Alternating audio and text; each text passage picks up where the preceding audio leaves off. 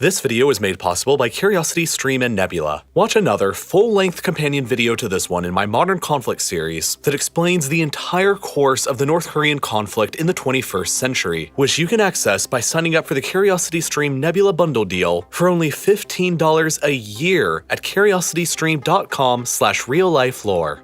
There is simply no other country in the world today that can be even remotely compared with North Korea. Without any exaggeration, it is a literal 21st century glimpse into what Nazi Germany would have looked like had it survived after 1945. It is the world's most hardcore totalitarian regime, where absolute loyalty is always demanded, and where even the slightest sign of disloyalty to the country's absolute ruler can get you sent to one of the regime's numerous concentration camps for life, where you can expect a gruesome fate of starvation, literal slave labor, live medical experiments, constant torture, and random execution depending on what the guards feel like doing to you. There is no such thing as due process or human rights in North Korea, and hundreds of thousands of people are existing right now within these camps, living out this hell every day. This isn't history. It's happening live right now as you're watching this video and listening to my voice. Obviously, if you were one of the ones trapped inside of this real-life nightmare, you would want to escape.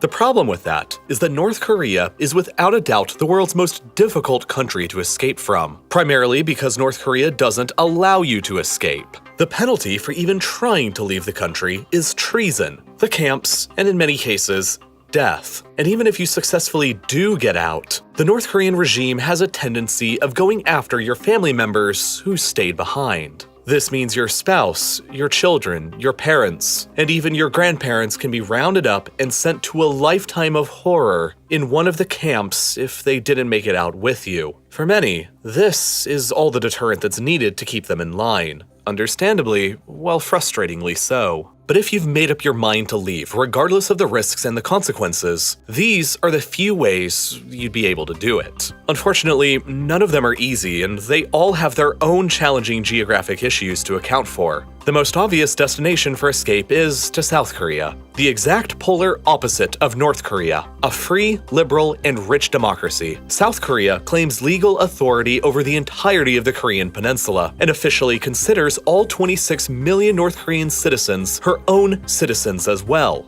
This means that if you can make it in, you're guaranteed citizenship, a future, and are effectively in the clear. But moving just this short distance from the north side of one peninsula to the south side is probably the most difficult journey that a human being can make in the 21st century. Walking directly across the southern border is almost impossible because it's literally the most heavily militarized location on the planet. It's completely covered with high walls, electric razor wire, millions of landmines, and is defended by millions of soldiers with live ammunition who have explicit orders to shoot to kill anyone foolish or brave enough to try getting across. An escape through here might be the quickest, but it's also the most dangerous and risky. Your odds of success are low, but despite that, many have still tried and come out victorious. In 2017, a North Korean man drove his car directly up to the military demarcation line between the two countries at the border and dramatically crashed, got out, sprinted across the border under a hail of machine gun fire from the North Korean border guards, and collapsed on the South Korean side behind a wall before being rescued.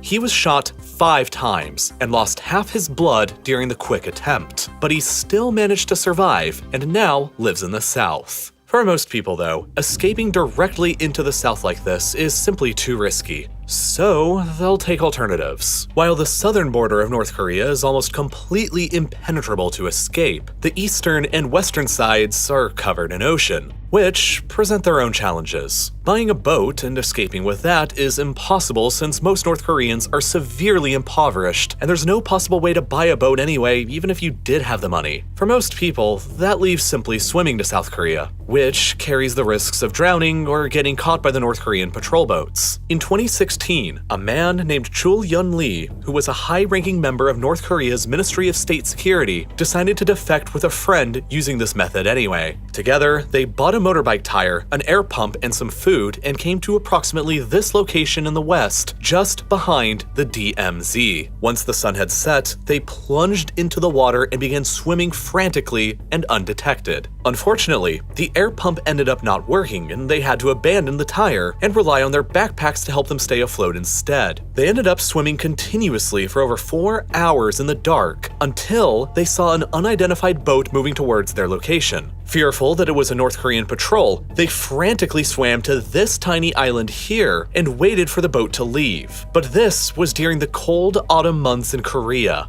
and they were wet with very few clothes. They managed to find some garbage they used to insulate themselves with, got some rest in, and when the sun came up, they found some wooden pallets that they tied together into a makeshift raft with some styrofoam and other trash, and they paddled back out to sea using their hands and floating with the tide. Fortunately for them, they hadn't realized that by this point they were already well past the South Korean border, and South Korean ships quickly spotted them and came to their immediate rescue. They were successful, but many others haven't been. For most people, getting to South Korea directly by running across the DMZ or swimming around it will result in death or capture. So that leaves getting to South Korea indirectly via another third country. There are 3 other countries nearby North Korea besides South Korea that you can escape towards, but none of them are good options. If you can make it, Japan is probably your best bet because you'll be guaranteed your freedom and sent to South Korea. But you have to make it across the Sea of Japan first, which can often be dangerous and is prone to typhoons, and in the best case scenario, you probably have nothing any better than a small boat. As a result, there have only been 3 confirmed successful cases of North Korean defectors actually making it directly to Japan. So it's probably going to be better to look north instead.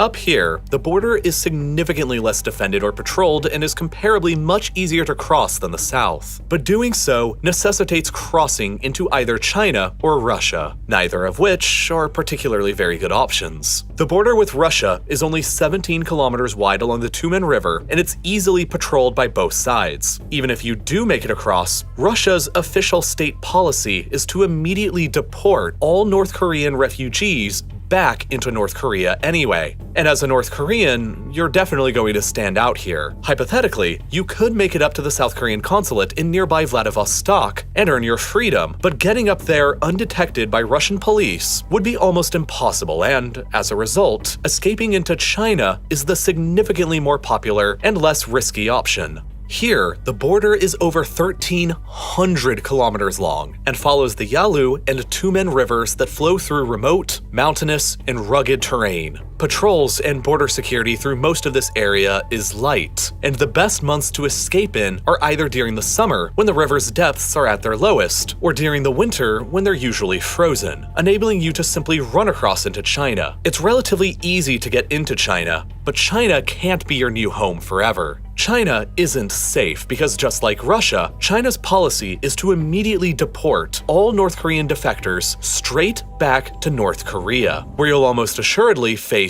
a gruesome end. On the bright side, though, many of China's border provinces here, like Yanbian, have significant Korean ethnic minorities of their own who are naturalized Chinese citizens, meaning that it's fairly easy to hide out here for a while and avoid detection from the Chinese authorities while you plot your next move. If you decide to work with a foreign broker to assist in your escape, they can cost up to $18,000 for their services. An absolute fortune when you consider that the average North Korean earns just a measly $1,300 a year. That is over 10 years of an average North Korean's pay. If you've got the means, a broker can be a good option, but if you don't, the next best option is to probably continue on to the city of Shenyang, where the closest South Korean consulate building in China is located. If you can make it up here and inside the building, you're probably gonna be safe. But it's also about 200 kilometers away from the North Korean border, and its perimeter is closely guarded by the Chinese police. If you're caught at any moment trying to get here, well, it's game over.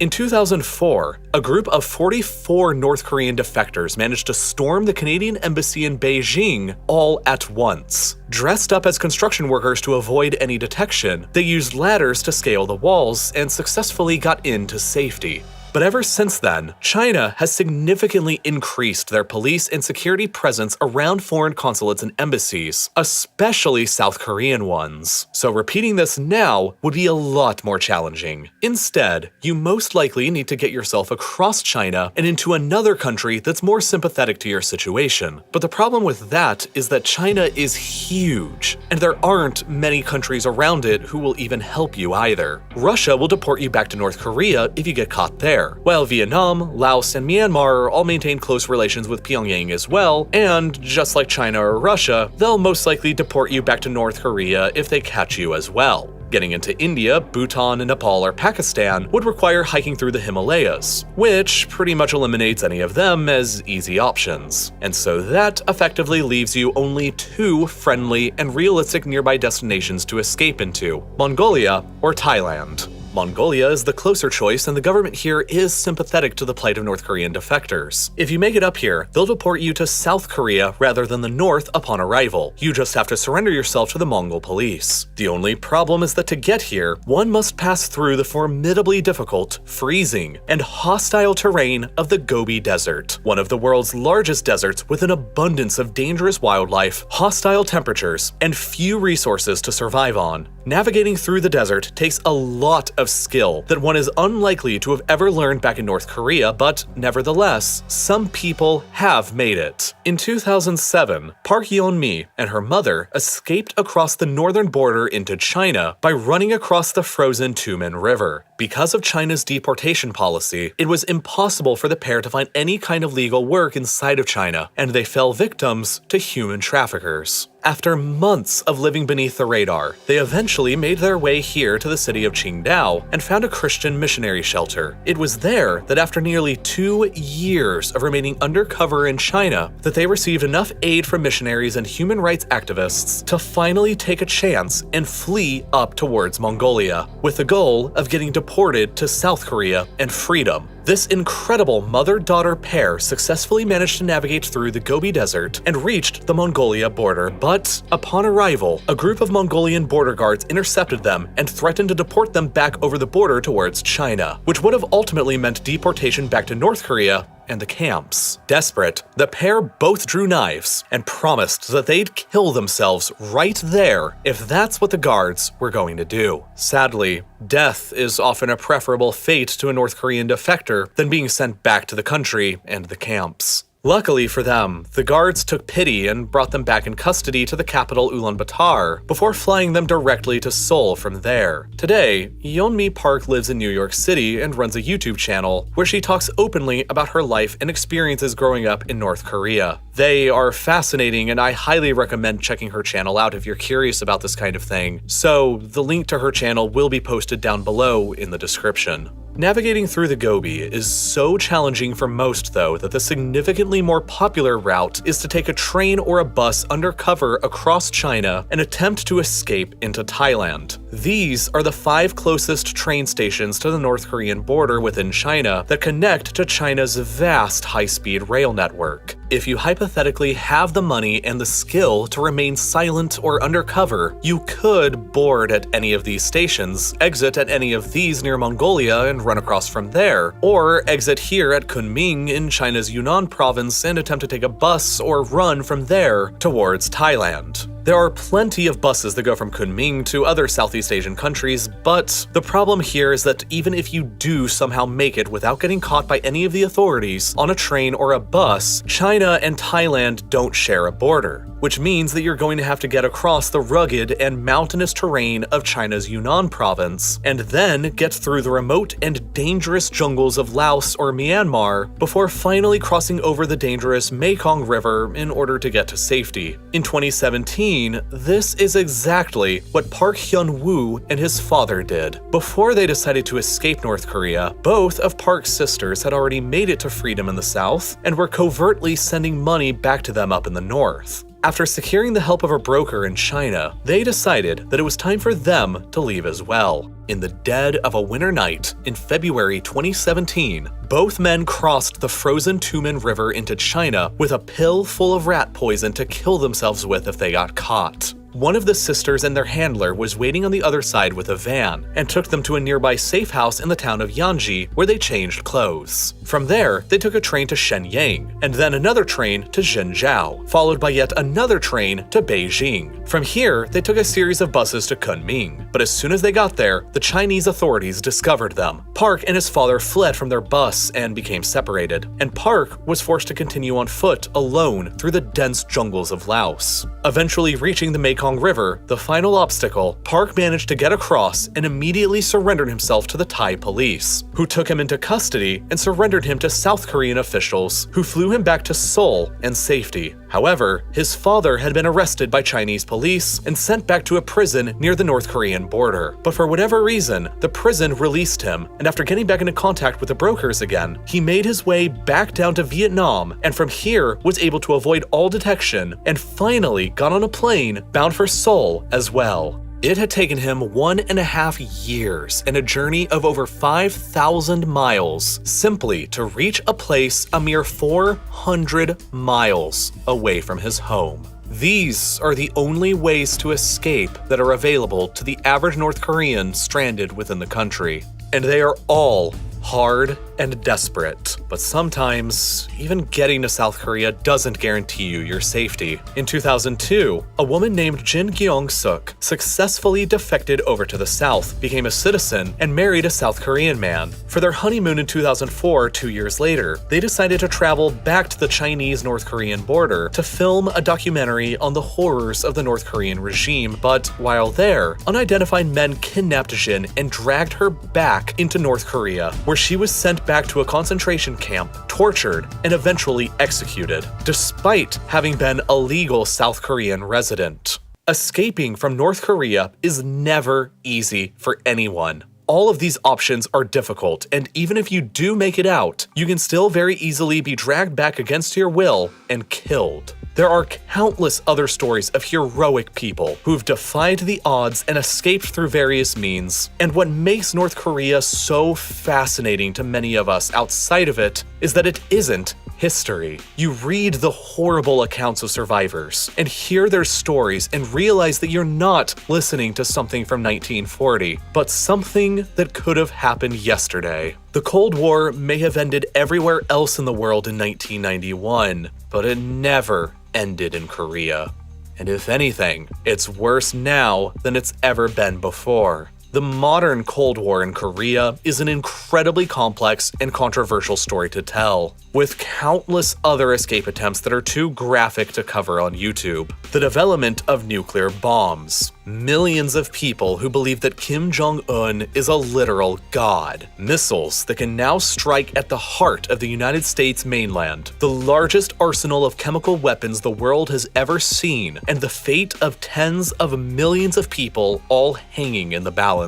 It is without a doubt one of the most fascinating, violent, and controversial conflicts of both the 20th and 21st centuries, and, unfortunately, not acceptable for me to cover in detail on YouTube due to their terms of service. I know how making videos on YouTube works, and I know that this video already has an incredibly high chance of being demonetized and unpromoted by YouTube's algorithm because of the content I'm discussing. But the moment I really start diving into the whole history of the 21st century conflict between North Korea and South Korea in the United States, what's all at stake, why it all began, how it's been fought, and how it all led to where we are today, it's a guarantee that this video will be censored and you won't get to see it. So instead, I created another full-length companion video in my ongoing Modern Conflicts series that's the same length as this video, with all of that controversial but fascinating information included, and uploaded it to Nebula, which, as you've probably heard by now, is home to tons of exclusive ad-free content like my entire Modern Conflicts series, with 5 other additional full-length videos you can go watch right now detailing the Israel-Palestine conflicts, the war in Afghanistan,